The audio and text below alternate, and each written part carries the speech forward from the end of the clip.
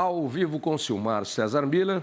Daqui a pouquinho a gente fala mais um pouquinho dessa situação cada vez mais complicada e conforme as águas vão baixando é que vai se tendo a exata noção do tamanho da tragédia. Bom dia, Silmar.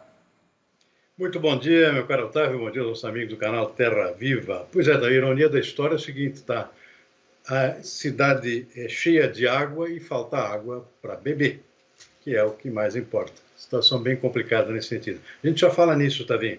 Antes disso, uma rápida resenha aqui da situação do mercado nesse momento. O mercado financeiro com expectativa da decisão do Copom, Comitê de Política Monetária, que sai hoje no final do dia, com relação a como é que fica a taxa de juros. Vai reduzir na mesma proporção que vinha reduzindo antes, vai dosar um pouco mais, existe uma preocupação nova com a inflação, tudo isso vai ser dirimido no final da tarde com a decisão do Copom, que aparentemente está dividido em relação ao que fazer com a taxa básica de juros do país. E o mercado financeiro refletindo essa expectativa, o dólar subindo nesse final de manhã de quarta-feira, 0,4%, R$ 5,09 é a cotação da moeda americana. Mercado de ações em queda, o índice Bovespa na B3, menos 0,2% nesse momento. Petróleo lá fora cai 0,9%, 82 dólares e 40 centavos o barril do tipo Brent, que é referência também para o nosso aqui da Petrobras. Mercado de commodities agrícolas, soja volta a cair, teve algumas altas nos últimos 2 dias, agora há um desconto, o pessoal aproveitando para vender um pouquinho, soja caindo em torno de 0,7% nos contratos mais próximos na Bolsa de Chicago. Milho também cai 0,7%, trigo cai um pouco mais, 1,2%, arroz em casca em Chicago estava subindo um pouquinho, 0,3%, agora há pouco.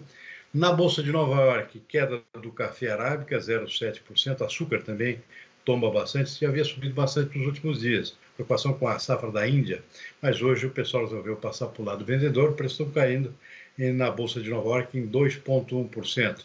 Suco de laranja também cai, na contramão sobe o algodão, 1,8%, e o cacau, 1 ponto percentual. Boi gordo no mercado futuro da B3 em queda, 0,4%. Aliás, o mercado físico também, os preços cedendo. Existe uma certa pressão de oferta agora na proximidade da entre-safra. Isso está forçando um pouco o preço do boi.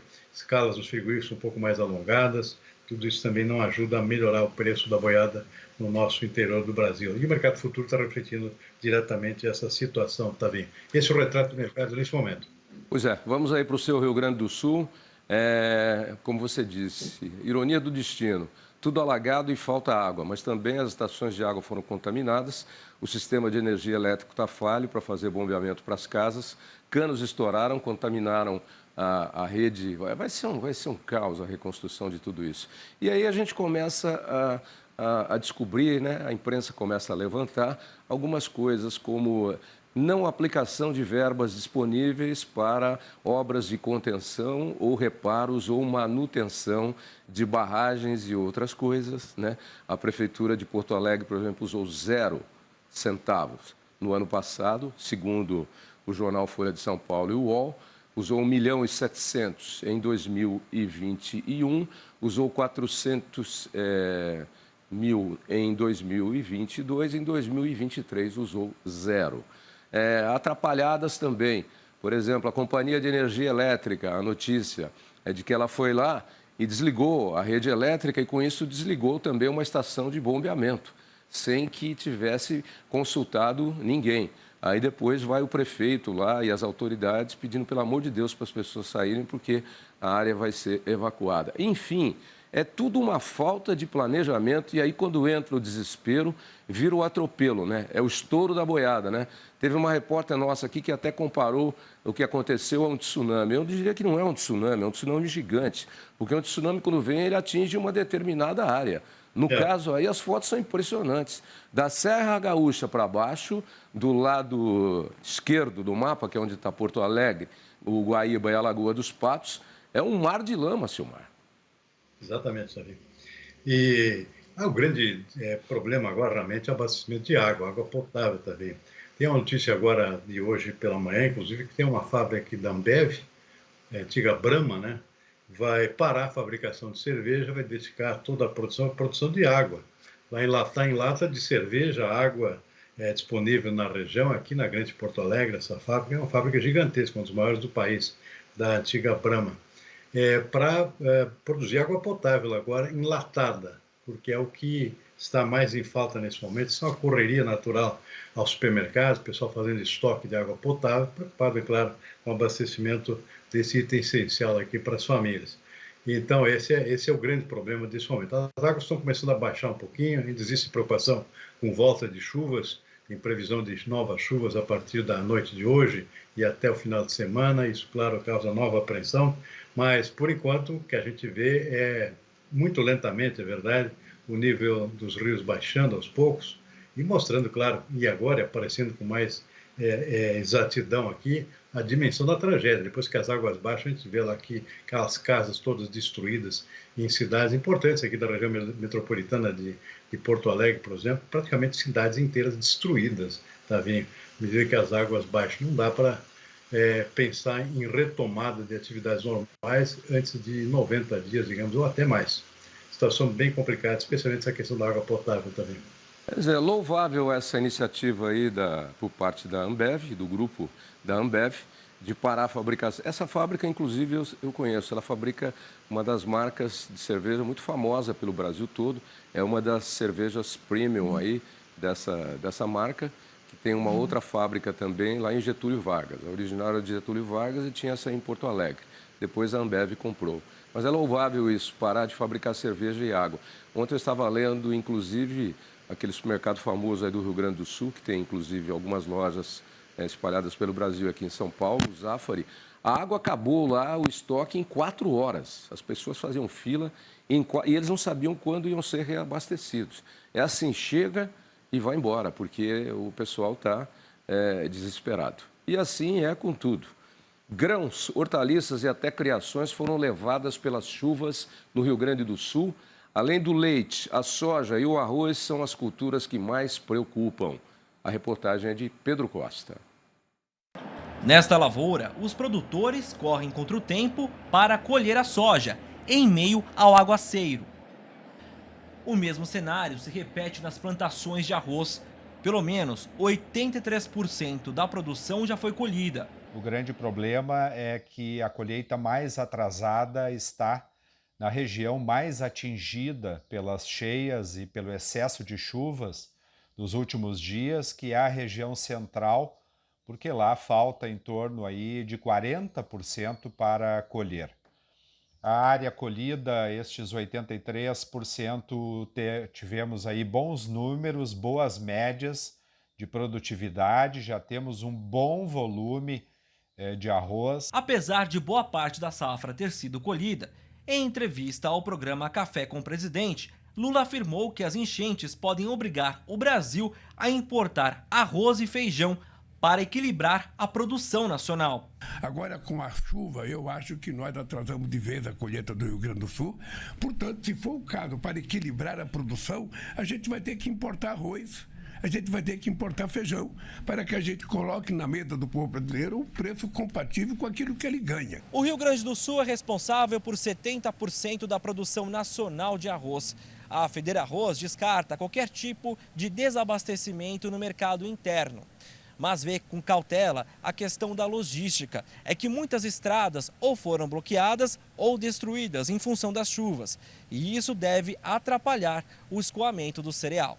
Certamente o Rio Grande do Sul tem plenas condições de colher aí uma safra bem acima aí dos 7 milhões de toneladas. Nós não temos problemas com relação ao abastecimento do mercado interno. Nós temos sim um problema de logística momentaneamente, principalmente a ligação aí com o interior do Rio Grande do Sul.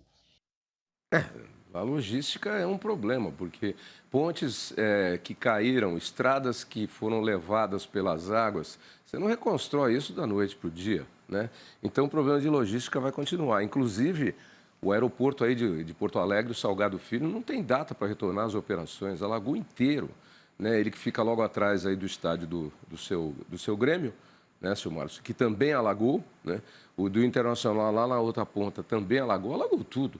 O aeroporto não tem previsão de volta, eles estimam talvez em 30 de maio. Hoje é dia 8 de maio, né? Hoje é dia 8 de maio. Enfim, gente, tanto que a FAB vai abrir a base aérea de Canoas e uma outra aí para voos comerciais, porque senão a cidade de Porto Alegre e a região ficam completamente isoladas. Não tem jeito. E as perdas aí, você já tinha comentado, no arroz, na soja, e agora começam a aparecer granjas de suínos e de aves que foram alagadas, inundadas, né, Silmar? Verdade. Uma preocupação grande com a soja também, faltava 25% da área para ser colhida, isso é bastante. Isso, claro, vai afetar a produção nacional. Muita parte dessa soja não vai ser colhida, em partes estão alagadas, especialmente no sul do estado, de soja plantada em consórcio com arroz, por exemplo, lavouras inteiramente alagadas, essa soja possivelmente vai se perder. Mesmo que não se perca todos esses 25%, o fato é que a produção gaúcha já não vai ser a mesma. É bom lembrar que o Rio Grande do Sul é o segundo maior produtor de soja do país, e isso certamente vai afetar a produção nacional. Então, o mercado, Bolsa de Chicago, nos últimos 2 dias já vinha reagindo por conta disso. O Brasil é o maior exportador mundial, tudo que acontece aqui reflete no mercado internacional. Então, soja faltando 25%, um quarto da produção para ser colhida. Milho da primeira safra, 17% ainda por ser colhido, também afetado. E o arroz, conforme já dito aqui, também 17% falta ser colhido, muitas lavouras alagadas, isso vai ter problema, portanto, se as águas vão baixar rapidamente. Agora, é bom sempre reforçar exatamente a palavra do presidente da Federarroz, Federação das Associações de Arrozeiros do Estado. Não vai faltar arroz para o consumidor. A produção gaúcha é suficiente para atender todo o país. O problema, no momento, é só logística, é transporte. Então, nada, mesmo com as perdas eventuais na produção, o que sobra é altamente suficiente para abastecer o país inteiro. O que o governo está tentando fazer com essa ideia de importar arroz é evitar especulação com preço, né? Aproveitando-se da situação do Rio Grande do Sul, eventualmente atacadistas, mercadistas, supermercados mesmo, especulando com preços diante dessa potencial falta de arroz que não existe. Então, isso é bom deixar bem claro. E outra declaração do presidente da República, feita ontem, não tem o menor sentido, dizendo que tem problemas com o abastecimento de feijão. O Rio Grande do Sul produz muito pouco feijão, não tem a menor importância, digamos assim, em termos de produção de feijão para abastecer o país. Muito pouco, a produção é muito pequena aqui no Rio Grande do Sul. O Paraná é mais importante. Paraná para cima nós temos a produção de feijão importante. Então, no feijão não tem nenhum problema em termos de abastecimento, isso é bom deixar claro. O Paraná é o grande produtor de feijão do Brasil, e é verdade. Não tem nenhum problema com o feijão, né? Mesmo porque as chuvas não chegaram ao Paraná com essa intensidade. E as lavouras de feijão lá, a gente tem acompanhado, inclusive, estão caminhando bem. Alguns produtores, inclusive, têm mandado fotos aqui para a Luísa Cardoso, na hora da previsão do tempo, e a gente já mostrou algumas lavouras de feijão no Paraná que vão muito bem. Portanto, a declaração do arroz até que tem fundamento, mas do feijão não tem não. E começam a aparecer aí as coisas, né? Agora está todo mundo empenhado em criar verba para prevenção de enchentes e de acidentes e etc. e tal. O Brasil continua correndo atrás do prejuízo, né? Ninguém trabalha preventivamente, né? Sempre depois que acontecem os problemas, vamos criar, vamos fazer isso, aquilo. Aí você também tem o empenho que é dado e às vezes isso não é executado. Tem as discrepâncias, né? Agora, por exemplo, a imprensa já está divulgando hoje que Maceió, a cidade do senador Lira, ela recebeu 70% das verbas, das verbas para a contenção de enchentes e crises no ano passado. 70%. E isso já aconteceu, ou seja, as coisas vão acontecendo quietamente. Lembra do Gil Gomes? Na calada da noite, quietamente. E depois, quando acontece uma tragédia, elas vêm à luz do dia. 70% das verbas para um único lugar. É aquele personagem do Chico Anísio, né? Eu quero me locupletar, né? Lembra? Eu quero me locupletar. Era aquele político lá. Eu quero me completar. Quem vai se dar bem sou eu e o meu povo. O resto eu quero que se dane. Ei, Brasil. Esse é o Brasil. Aí diz que não deram manutenção em borracha de contenção de comporta aí em Porto Alegre. Por isso que rompeu e vazou. Diz que não trocaram parafuso enferrujado de comportas e de barragens que tinham que ter sido trocadas. Tudo isso começa a aparecer agora. Gente do céu. Como diz o Renato Russo, que país é esse, naquela música dele da Legião Urbana? Que país é esse? Hã? Não, e agora é uma comoção nacional. Daqui a 2 meses, alguém lembra da tragédia no litoral de São Paulo? Bom, não se lembram nem da tragédia das enchentes aí no Rio Grande do Sul em setembro, né? Lembra? Em setembro, outubro. Não foi a mesma coisa, mas dava para ter acordado e, opa, o planeta está mudando. Vamos trocar aqueles parafusos enferrujados lá, aquela borracha lá que, ó, não veda mais. Ah, para quê? Não vai chover, deixa para lá. Vamos fazer outra coisa, né? Vamos pintar a prefeitura, vamos pintar a faixa de ônibus, sei lá eu. Deixa para lá, Silmar. Lamentável. Quer falar alguma coisa? Não, só um lembrete que hoje tem essa reunião do Copom, então existe essa expectativa aqui com relação à taxa de juros, né? É bom lembrar que toda essa questão aqui da tragédia no Rio Grande do Sul é inflacionária também, né? Então, isso realmente preocupa o Banco Central, tem um impacto nos alimentos, né? Queira-se ou não, o impacto vai acontecer em alguns produtos importantes pela tragédia que ocorre aqui no estado, seja do ponto de vista de perdas na produção, seja do ponto de vista logístico. E a reunião do Copom, que decide hoje a nova taxa de juros, promete talvez uma redução, um ritmo menor de reduções em relação ao que vinha acontecendo até agora. Antes de uma redução de 0,5 ponto percentual em cada reunião do Copom, agora possivelmente já se fala em apenas 0,25%. Isso, claro, preocupa o governo torcendo para uma redução mais rápida da taxa de juros, porque isso, claro, impacta no desempenho da economia, mas é possível que o Banco Central realmente diminua o ritmo dessas reduções da taxa básica de juros, a Selic, já a partir da reunião desta quarta-feira, Tavim.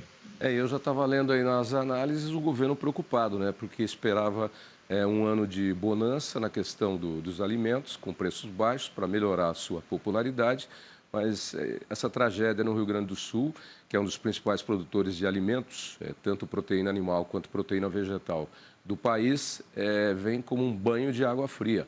E já as assessorias e parceiros aí estão todos preocupados já com o que pode acontecer com a popularidade que já não vem de vento em popa já há algum tempo, né? Mas esperava-se para esse ano uma bonança e parece que isso aí veio só azarar ainda mais. Só para arrematar, Tavinho, é importante lembrar a importância do Estado na produção de alimentos como um todo. É o maior produtor de arroz, é o segundo maior produtor de soja, é o maior produtor de trigo do país, tem uma presença marcante aqui na pecuária, de modo geral, na pecuária bovina, especialmente carne suína e de frango. O Estado é um dos 3 grandes na produção desse tipo de proteína, e leite, pelas minhas contas aqui, é o segundo maior produtor, só perde para Minas Gerais, né? Então, o impacto realmente dessa tragédia aqui é basicamente em todos os principais produtos alimentares, né, aqui do país. Importante ressaltar isso aí. A vocação do Rio Grande do Sul, o DNA do Rio Grande do Sul é a agricultura. Sempre foi. É o primeiro estado produtor de alimentos que se especializou nisso do Brasil. Tanto que os gaúchos saíram pelo Brasil, colonizando o Centro-Oeste, hoje até o Nordeste, a Amazônia, porque eles são exemplos e são abnegados, né, no cultivo, no trabalho com a pecuária. Tanto que, por isso, as grandes fábricas de máquinas e equipamentos agrícolas se instalaram aí em polos no Rio Grande do Sul, tirando a Jato aqui em Pompeia, em São Paulo, que é uma empresa nacional, e mais uma ou outra aqui, acho que no Vale do Paraíba, mas todas as que são multinacionais estão concentradas aí no Rio Grande do Sul. E outra tragédia que vem junto com isso também é máquinas que ficaram soterradas no campo. Gente que perdeu patrimônio aí de 500 mil, 800 mil, 1 milhão. Uma colheitadeira custa hoje 1,5 milhão, 2 milhões. Vai aparecer tudo quando as águas baixarem. Infelizmente, teremos aí um período bastante difícil. Espero que todo mundo trabalhe de forma solidária e que não pare o trabalho logo depois que passar essa tragédia. Que entendam que, se aconteceu uma vez, pode acontecer de novo. Medidas preventivas devem ser sempre tomadas e devem estar à mesa, prontas para saírem da mesa e serem colocadas em práticas. Não aqui na cabeça, para depois que acontecer a tragédia, sentar, vamos fazer isso, a gente podia ter feito aqui, mas no meio, não. Deixa prontinho ali na mesa, aí é só descer o papel e colocar em ação. Silmar, continuamos solidários aí ao povo do Rio Grande do Sul. Está chovendo hoje aí, porque tinha previsão, daqui a pouquinho a Luísa traz. Tivemos 2 dias de sol aqui, calor, isso foi muito bom porque ajudou a baixar um pouco as águas, mas tem previsão de volta das chuvas. E até temporais no final de semana, mais para a parte sul do estado. O que preocupa bastante porque isso pode causar um represamento das águas que vinham descendo agora em direção ao mar pela Lagoa dos Patos. Isso pode ser represado e começar a voltar, né? Essa é uma grande preocupação, se virar o vento em função dessas tempestades previstas para o sul do estado. Essa é a preocupação no momento.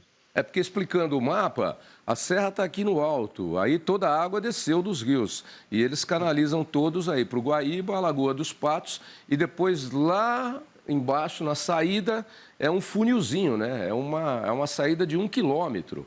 Então, pelo que eu sei. E aí é esse funil. Agora, se chove lá embaixo, a água que está descendo da cabeceira do rio não vai conseguir escoar, porque vai ter um volume maior lá. E sobe também o nível da maré, enfim, vamos torcer para que não aconteça. O vento sul, né? Represa e traz de volta. Exato. Ele traz a maré, faz a maré ficar mais alta, a água não consegue escoar e o vento ainda sopra a água, o vento sul sopra de volta. Condições meteorológicas aí desfavoráveis, infelizmente. Daqui a pouquinho a gente acompanha com a Luísa Cardoso. Boa quarta-feira, Silmar. Um bom dia, ótimo dia e até amanhã. Bom dia, até amanhã.